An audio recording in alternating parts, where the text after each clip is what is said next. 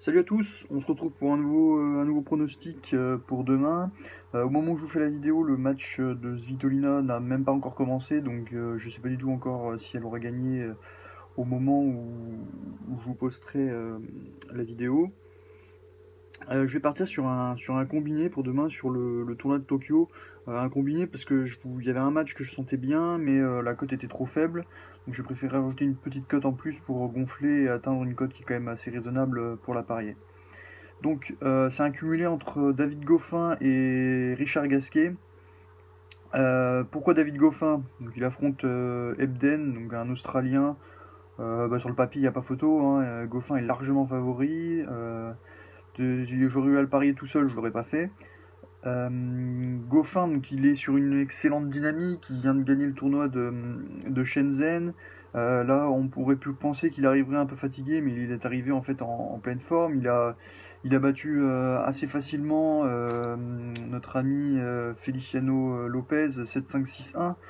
Donc preuve que il est en bonne forme. Après Lopez c'est pas une référence non plus, parce qu'il est quand même assez inconstant et parfois très très irrégulier. Ebden lui il a battu Karlovic. Alors on peut se dire ouais c'est un super retourneur etc. Mais j'ai regardé le match. Enfin Karlovic c'était honteux. Ebden il a retourné la plupart des balles sur Karlovic, il avait plus qu'à finir une volée, placer une volée gagnante. Le nombre de volées qu'il a mis dans le filet ou dehors, c'était impressionnant. Donc je vois Goffin s'imposer sans trop de soucis contre Ebden, surtout qu'il a gagné les deux dernières confrontations en 2011 et 2013, et encore Goffin n'était pas encore à son meilleur niveau, et il les a gagnés 2-7-0. Donc je pense qu'il n'y aura pas photo sur ce match-là. Ensuite, Richard Gasquet contre donc Lou Yensun. Alors, au premier tour, Gasquet il a joué Querrey, donc une victoire vraiment convaincante en 2-7.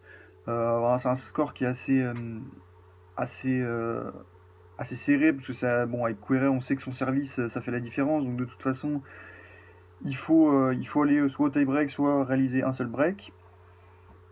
Donc Gasquet, il revenait d'un tournoi donc Challenger sur terre battue où il s'était imposé. Il a perdu à Metz contre Istomin, on l'a vu, il était complètement cramé, puis le retour de son tournoi s'était fait le jour même, donc je pense qu'il n'était pas dans de bonnes conditions. Après, ça avait été quand même un match d'un gros niveau, hein. Istomin avait joué un excellent niveau de jeu. Au premier tour, il a battu donc Were. Son adversaire, donc un Taïwanais, pardon, s'est imposé contre le japonais Taro Daniel. Le problème, c'est que Daniel, c'est beaucoup plus un joueur de terre battue, c'est vraiment le joueur typique mur de fond de cours, et à Tokyo, ça ne fonctionne pas ce style de jeu. Sous contre un joueur comme Lou qui prend la balle assez tôt, qui est agressif, ça m'étonne pas qu'il ait perdu.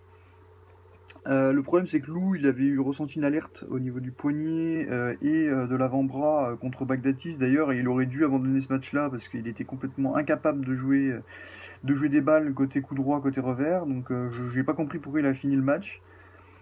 Sachant que Gasquet, c'est quand même un joueur qui est quand même extrêmement constant du fond du court, qui a une main exceptionnelle, qui serait capable de venir chercher les points au filet. Son gros point faible, ça reste quand même la deuxième balle de service. Et il se tient des fois un peu trop derrière sa ligne de fond de court.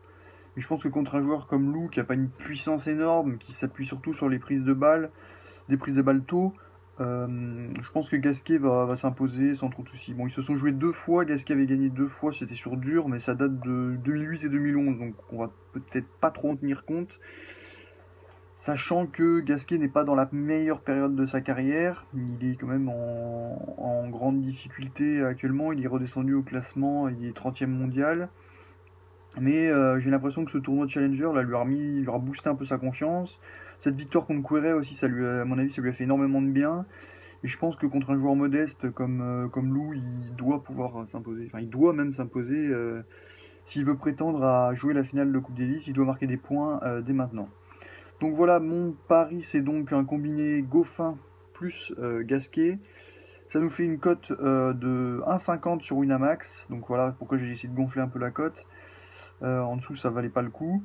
Voilà pour moi. J'espère que Svitolina va donc s'imposer. Et je vous souhaite à tous une excellente journée. Et on se retrouve au plus vite pour d'autres pronostics. A bientôt.